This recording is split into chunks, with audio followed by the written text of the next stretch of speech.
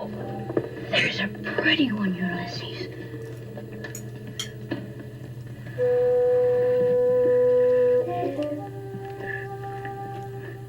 There it is. Hello, BookTube. I'm Shawn the Book Maniac. Welcome to the 5th annual Besties and Worsties.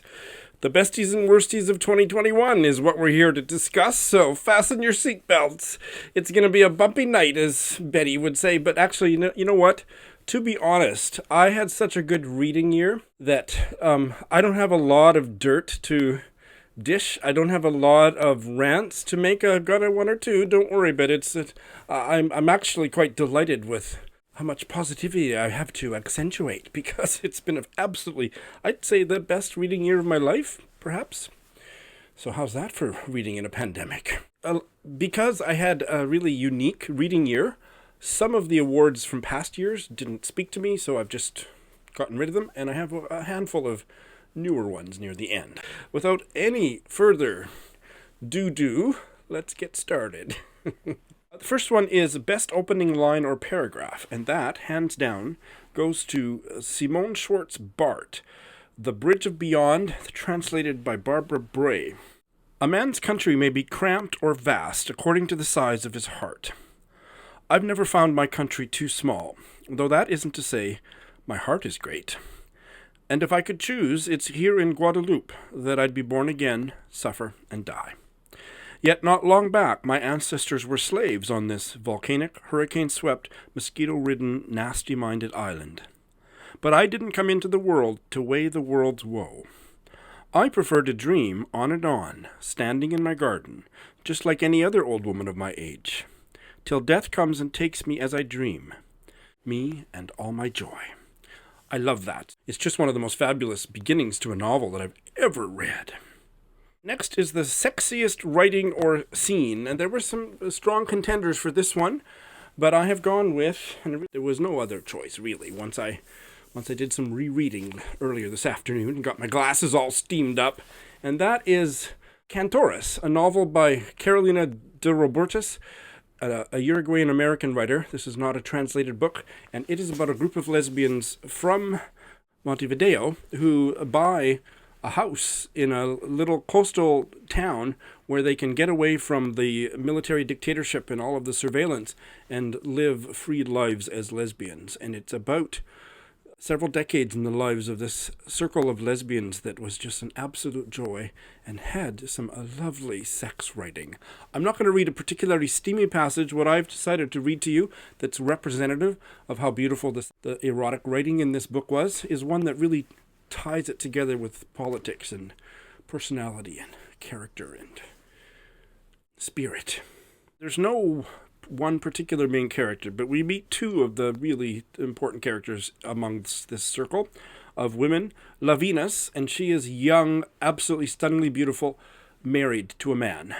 And she, at this point in the story, is lovers with Flaca, who she has dated or slept with almost every woman in the circle, and she's really good at becoming friends with her exes, so the whole circle is basically her exes. It reminded me of my love and friendship life in the 80s and 90s, but at this moment, she and Lavinas are a hot, steamy item. Afterward, they lay heaving, sweating on the sand dunes.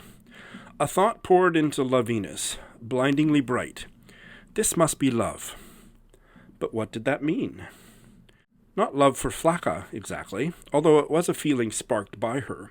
This woman of the bandit hands, lithe Flaca, steady Flaca, muscular Flaca who made your body roar. But that wasn't all of what had her reeling. It was something else. Being here with Flaca, in the sand, in the waves, blending bodies and crushing against each other, she sought her own annihilation, sought to set herself free. Flaca was freedom. She'd never seen a person so free, or not, at least, in the years since the coup.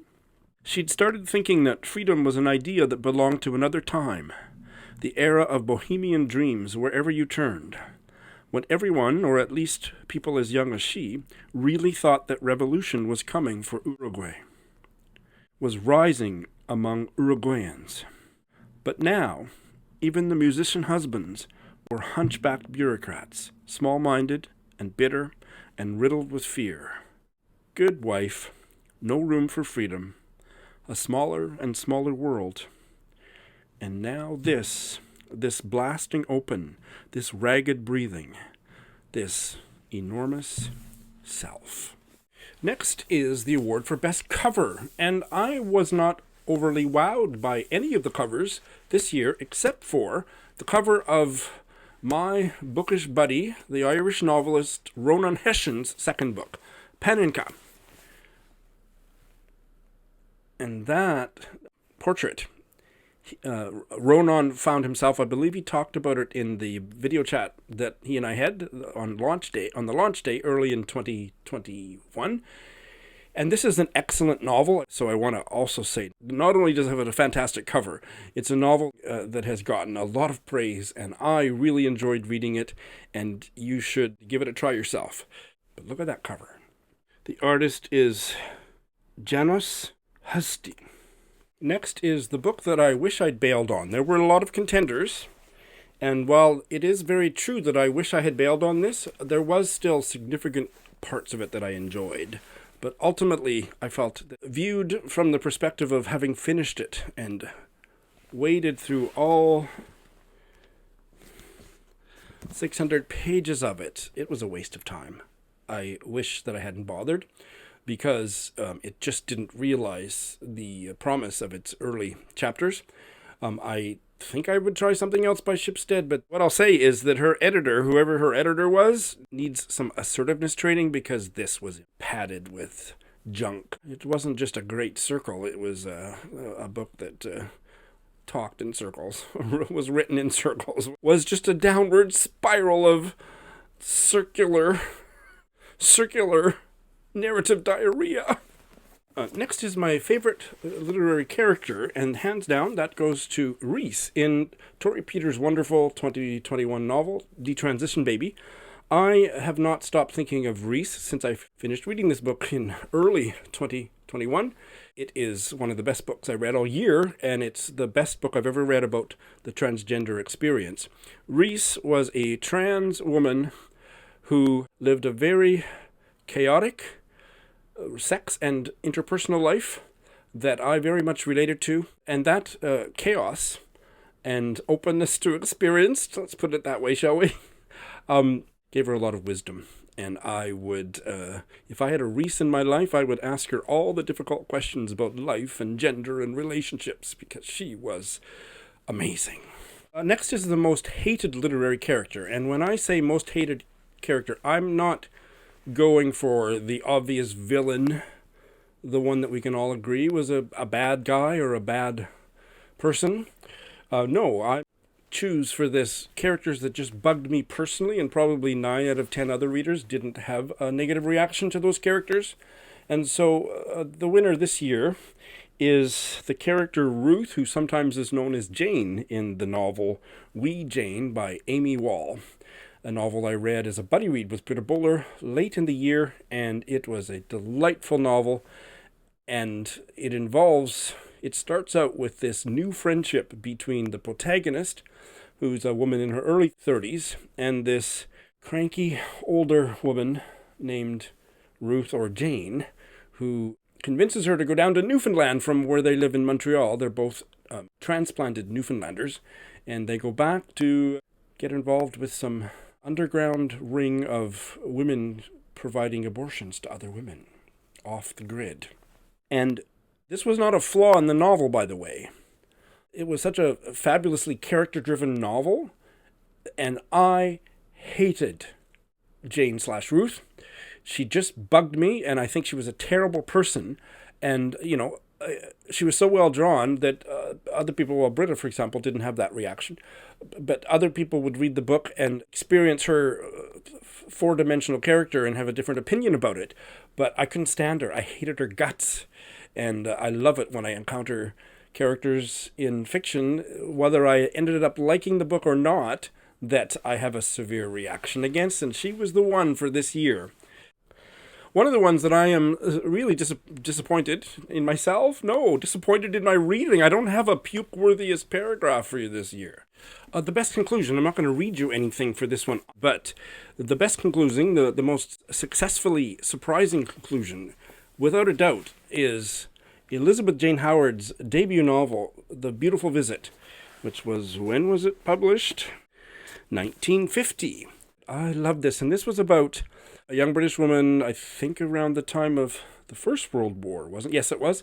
First World War in London, and she is a little bit of a wallflower and overly shy, and she gets sent to some distant cousins for a Christmas holiday or something, and they're a very busy, chaotic family, quite a bit richer than she is, and she gets implicated in all their bizarre family dynamics, and the story goes from there.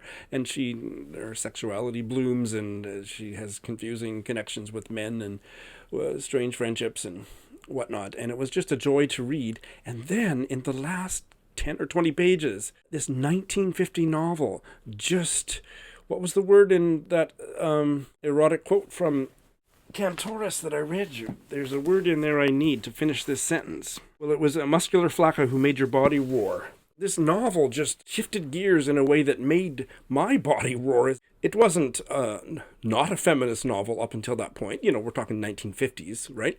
But it just went into this utterly convincing but completely shocking, almost like speculative fiction type ending that involved female empowerment. Oh my God. The best ending of any book I've read this year. I have a full review of this, of course. I haven't said that. I have full reviews for many of the books that I will be talking about, so I will put all of those links in the show notes, and this is one that I have one. Next is The Most Extreme Bail, and sometimes that's a book that I bail with only 5% to go, or sometimes it's a book that I bail on page 1. I didn't have an extremely extreme bail this year, but I'm choosing out of, there's probably 4 or 5 that would be similar to this. Bewilderment by Richard Powers. I mean, this is just some guy, he writes beautiful sentences. I just wish he'd get his head out of his ass and, write about real people instead of astronomical new age crap. I got to page 41, so it's not all that extreme. It's just my hatred for this man's writing that's extreme. Favorite short story. It comes from this collection by the Irish writer Lucy Caldwell, Multitudes, and the story is called Poison. And Poison is definitely, I read a lot of good short stories in 2021, but this one is the best one. This was about preteen girls in, I don't remember if it was in Belfast or a smaller town or city, but they have a crush on their teacher. And he was in a pseudo-scandal a few years before where he ended up leaving his wife and marrying one of his ex-high school students. She had graduated high school. I think she'd been out of high school a year, but still. And these preteen girls, a few years later, speculating and projecting onto him, leads them to pull a really crazy prank on him and his wife. That it was just a riveting read, and it just brought up so much, all of that psychosexual energy and fantasizing brought out, certainly in a couple of the characters, especially the protagonist, like she's 13 or something, just outrageous behavior that reminded me of myself at that age where I'd even, in my teens, into my 20s and 30s, where I would just do the most outrageous things, and I would shock and sometimes entertain, sometimes horrify the people around me by what I would do. And all of that energy is just concentrated in this story in a way that you can't help think about gender and sexuality, and it's just such a good story. Poison. And now comes the award for the best sentence. If you don't know, I've gotten away from Sunday sentences, but I have for about 4 or 5 years, 3 or 4 years, I've been posting Sunday sentences on Twitter and in my Instagram. The best sentences I've read that week. I've gotten tired of being limited to only choosing a 1-sentence excerpt from reading, so I've gone back to my old habit of also posting on Twitter and Instagram and Litzy longer excerpts. But I still do Sunday sentences when I encounter them. Last year, there was such a clear winner And this year there wasn't. So I have a three-way tie, boys and girls, for the best sentence I read all year. So in no particular order, because that's what a tie is, right? This is from a short story by Dire Osman. In this otherwise piece of shit anthology of gay male fiction, Speak My Language, this was one of the few non-shit stories in the book. And it is called Shoga. There was no place for me in heaven, but I was content, munching devil's pie here on earth. Oh, I love that so much. That's the author, by the way, in the photo. The next one comes from this short story collection from India, No Presents Please, by Jayant Kaikini, translated from the Kannada language by Tejaswini Niranjana. And the story is called City Without Mirrors. Slowly, like a book on the corner of the lower shelf, a book no one reaches for, she has acquired her mother's posture and her mother's silence. And the third tie for the best sentence of the year is from this fabulous Irish novel, Big Girl, Small Town by Michelle Gallen. And you don't need to know anything about the story, although I recommend that you read this book. It's wonderful. But you don't need any context for this sentence. Spinster was a word that squeezed a lot of meaning into the spit of its few letters. Next is the book that stayed with me is Aging Well. And this is one that typically I didn't think was a 5-star read, or I didn't think it was, a top read or anything at the time, but it's really stuck with me in a positive way. And so that is this Irish novel, For the Good Times by David Keenan. This was a buddy read with Mark Nash. I actually considered bailing on it early on, and I didn't, and I'm glad I didn't, because I really enjoyed a lot of the writing and the character building.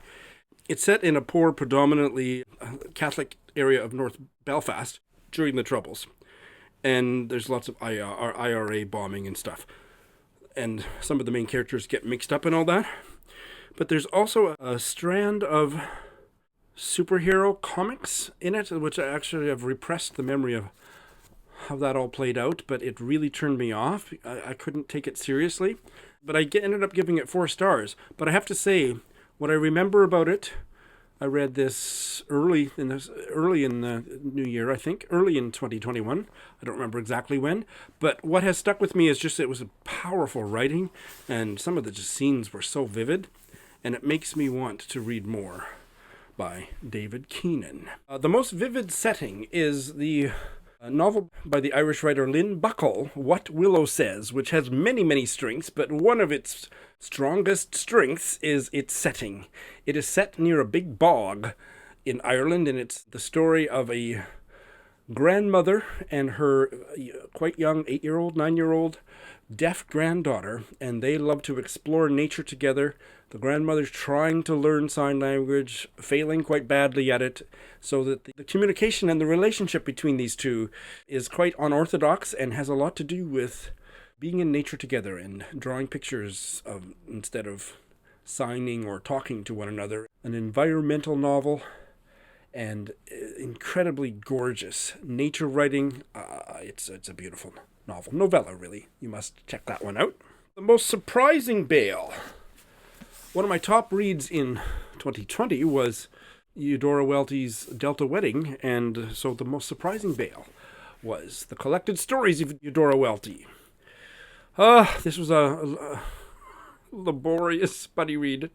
The buddy read was not laborious, but the book of 7,000 short stories by Eudora Welty was incredibly laborious. We read with Brian of Bookish. We read a story a week, and we stopped enjoying the stories after about the 4th one. She wrote about 4 good stories. They're all at the front of this book, and then the rest gave me a headache. They were hard to follow. The writing was so dense. Now, I admit that it also didn't help that the writing was too small for me, but I just hated, and I can't believe I'm using that word, about Eudora Welty's writing, considering that Delta Wedding is one of the best novels, certainly one of the best American novels that I've ever read. I read about 25, so I read at least half, and, God, somebody just shoot me now. So nobody would shoot me, so I bailed on the book, and Brian was quite happy to hold my hand. I don't know if he was happy to hold my hand, but he was happy to bail with me. Yeah, read Eudora Welty's Delta Wedding. I'm not sure there's anything else that she wrote that's any good, but that is a fabulous novel, and these stories were awful. Except for the ones that are in all the anthologies. Something Post Office and one or two others, but yeah, no. Most moving passage or scene. I'm not going to read it. I'm not even going to describe it. There were many scenes, especially near the end of The Prettiest Star by Carter Sickles, a novel that just ripped my fucking heart out. And if you haven't read it, you must. There's nothing particularly remarkable about the prose, but the storytelling and the characterization was incredibly well done. And oh my God. I don't cry when I read, but boy, I came very close at the end of this book. What a beautiful literary creation. Next is the award for the goofiest bestest quote of the year, and that goes to the fabulous memoir by Edna O'Brien, Country Girl. This is about her mother. This is her remembering her mother when Edna was a child in the countryside of Ireland. When male visitors left, she did two things. She plumped the cushions and smelt the leather seat of the chair to see if they had farted. And if they had, the removable seat would be lifted out and put on the windowsill to air all night. The most surprising scene in a book goes to Palace Walk by Naguib Mahfouz, another fabulous novel that I read this year. And it was translated from the Arabic by William Maynard Hutchins and Olive E. Kenny. And it is about a cloistered family. Cloistered, the men are not cloistered, it's the women cloistered in the house. They are so secluded and under the thumb of the men, especially the patriarchal father, who is, as the story opens, he's maybe 50. But he goes out gallivanting every night. He comes home drunk, and his wife helps him undress and feeds him his supper, kneeling in front of him while he eats and helps him to bed. It's just the most patriarchal, unbelievable. But yet, even his character is complex enough that he was a fascinating character. His wife, the matriarch of this family, they have adult children also living in the house because none of them have yet married at the opening of the novel. And the patriarch, he has to go away, I think, on business. And he's gone from the house, maybe for the first time ever since their marriage, overnight. And so his wife, this meek, put upon, deeply oppressed woman, decides to venture out with her youngest son, who's about 12 or something. And it is one of the most shocking scenes. It doesn't sound like it should be anything all that dramatic, but because you're so sunk into the milieu, it's absolutely, I was on the edge of my seat. Powerful novel, and that scene I will never forget. Next is the book I am most likely to read, The Soonest, and that is this fabulous novel from Africa, A Long Way from Douala by Max Lobe, translated from French by Ross Schwartz, and it's set in Cameroon. And, it was I'm not sure if it was a debut novel, but it read like a really good debut. The protagonist is a young man, and his brother has disappeared, and they know that his brother has gone trying to get to the West because he's such a good soccer player, but they want to track him down because the family doesn't want him to leave. And so the protagonist and his best friend, who he's secretly got the hots for, go on this road trip through Cameroon to try and nab him, catch him at the border. And you get this panoramic feel for the country and the literature, because he's always, the protagonist is a reader, and there's references to other Cameroonian writers. It has really stayed with me, and it's a short little novel from Hope Road Publishing that I have a full review of, but it's one that fabulous cover that I must reread soon. The most surprising 5-star read, and that would be this Canadian novella, Bear by Marian Engel. If you know anything about this novel, you know that it's about a woman who has sex with a bear, and I had always thought, I don't want to read a novel about, I don't want to read anything about a woman who has sex with a bear. And I suggested to a couple Twitter book buddies, James of Costa Cover Critic, and especially Dorian Stuber, who has written about this novel, that we all read it. I mean, Dorian's read it 100 times, but James of Costa Cover Critic said he never wanted to read it, and I had the same opinion, and I said, let's all read it and chat on Zoom. And so we did that, and I read it, and I absolutely loved it. I think it's one of my favorite Canadian novels. Listen to me. I put off reading this for 30 years because it's about a woman who has sex with a bear, and boy, do I regret not having read it sooner. It is powerfully feminist, Canadian. The writing is so gorgeous. I loved it. I loved it with all my heart. You must try Bear. Next, Nell, you might want to go in the other room. Popular 2021 books I didn't hate, but yet didn't see what all the fuss was about. Well, that for me was No One Is Talking About This by Patricia Lockwood. I didn't hate it. I thought the writing was fantastic. To completely disagree with Nell, I do not think the two parts of the story fit together at all. The disjuncture was very displeasing to me, but to the point where, in spite of the fabulous writing and the many, many sentences I quoted and other paragraphs I quoted, I didn't think it worked. 3-star read. I don't see what the fuss is about. Lots of people love it. I'm glad I read it, but I didn't get it. Oh, and I just have to add, the other thing was, it's not a novel. Not by any definition, not by any stretch of the imagination. It's not a novel. And my favorite quote, i.e. my favorite longer quote, comes from a book that became a top read even though I read it at the very end of 2021. New Zealand Maori writer Patricia Grace's Potiki.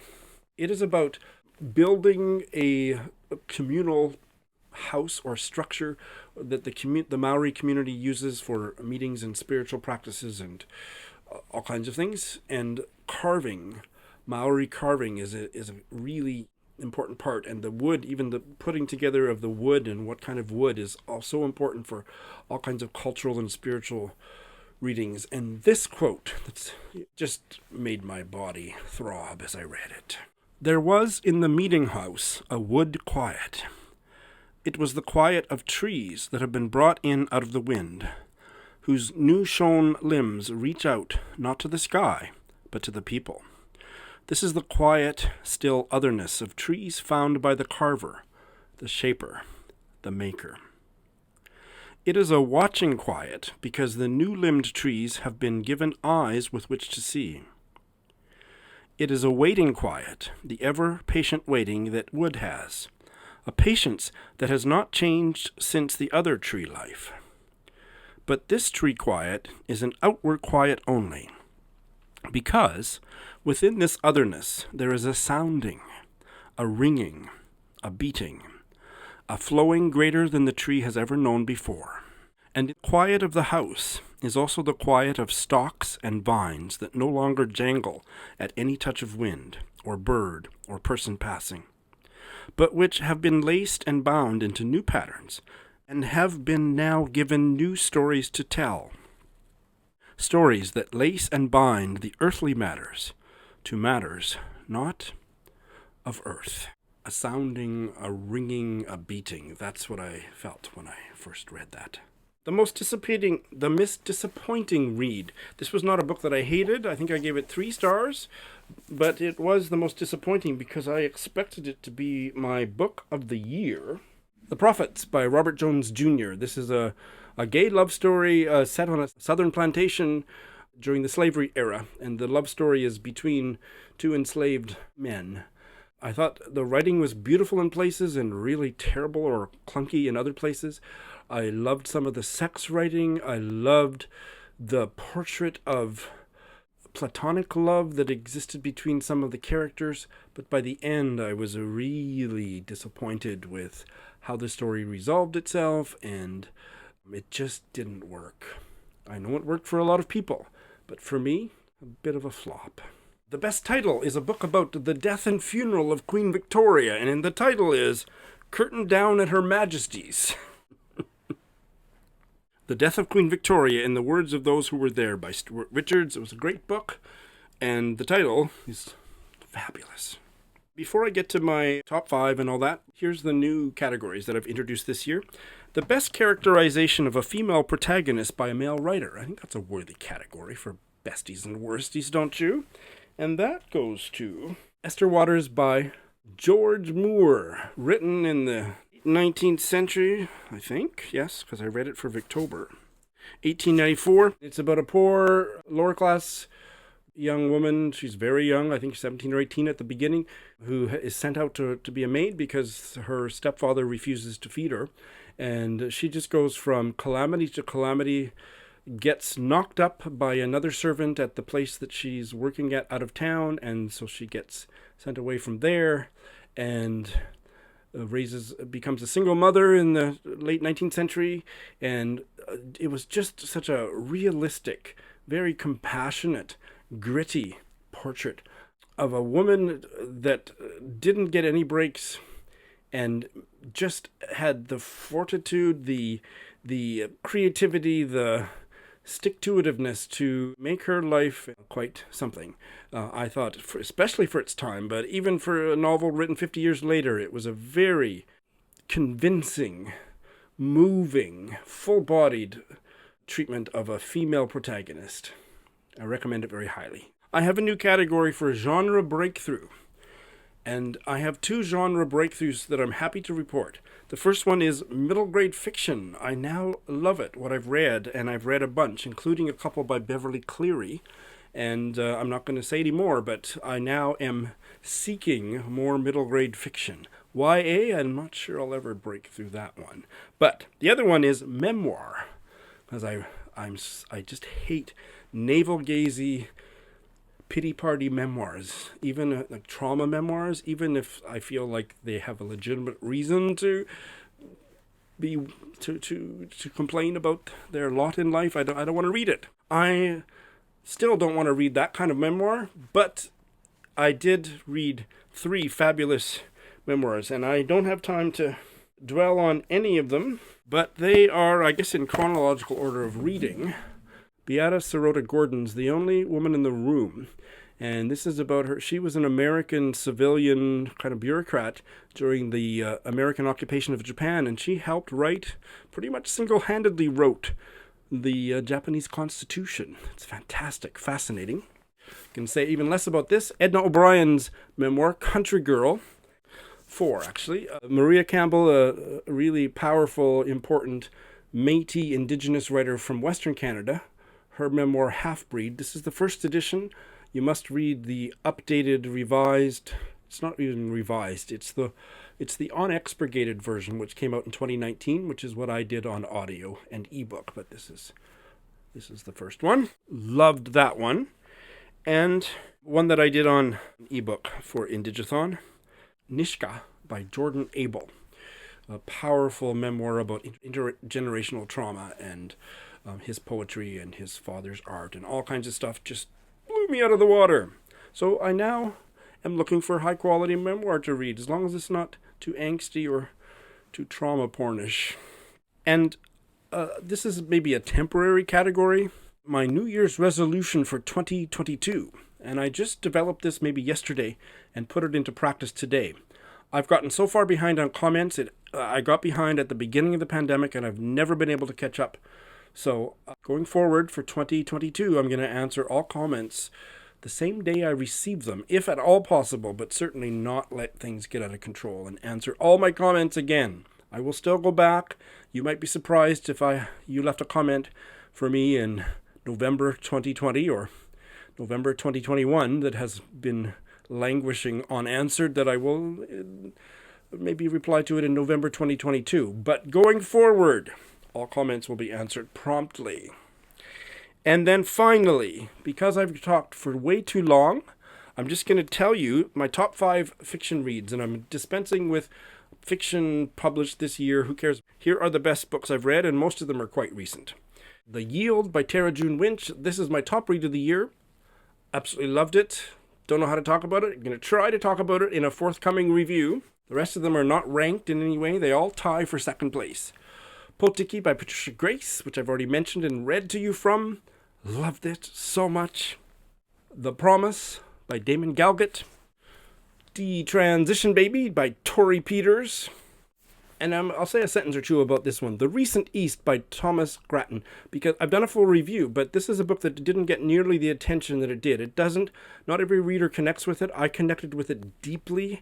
It was such a character-driven novel with a queer character and a really sympathetic portrayal of a woman that was eccentric, the mother of this queer character, and she had a daughter too, a divorcee who inherits property from when her parents were East Germans after the wall comes down, and so she ups and moves her kids to East Germany in the midst of a debilitating depression early in her divorce, and it's about her very idiosyncratically picking up the pieces and putting her life back together as her children make their own way. I loved it so much. So those are my top 5. The worst fiction, there's a tie. Catch the Rabbit by Lana Bastachich. It just disgusted me. It's a piece of crap. That's all I have time to say. There's a couple people out there that loved it, but I don't know what they're smoking. Everybody has the right to their own opinion. I thought it was navel-gazing garbage, and it didn't make any sense, and it was a waste of valuable reading time. And that ties with this piece of crap, Anthology of Queer Male Fiction, Speak My Language. I don't know who the editor is. There's his name. I'm not going to repeat it. I hope he doesn't find this. The cover's nice. The title's nice. But did he solicit submissions from queer writers from high school English classes? Like, what is this shit? There was 3 really good stories, and the rest, this was a buddy read with Ollie, and we read about 60% of it, and we just said, shitty short stories, putrid prose. So we bailed. It just makes me so angry that these kind of books come out. There's so many great queer writers. Who are these people? And like I say, Deirdre Osmonds is good. I could give you a list of 4 or 5 others that were quite good or really good, and then all the other crap. Oh my God. That is my Besties and Worsties. Thanks for watching.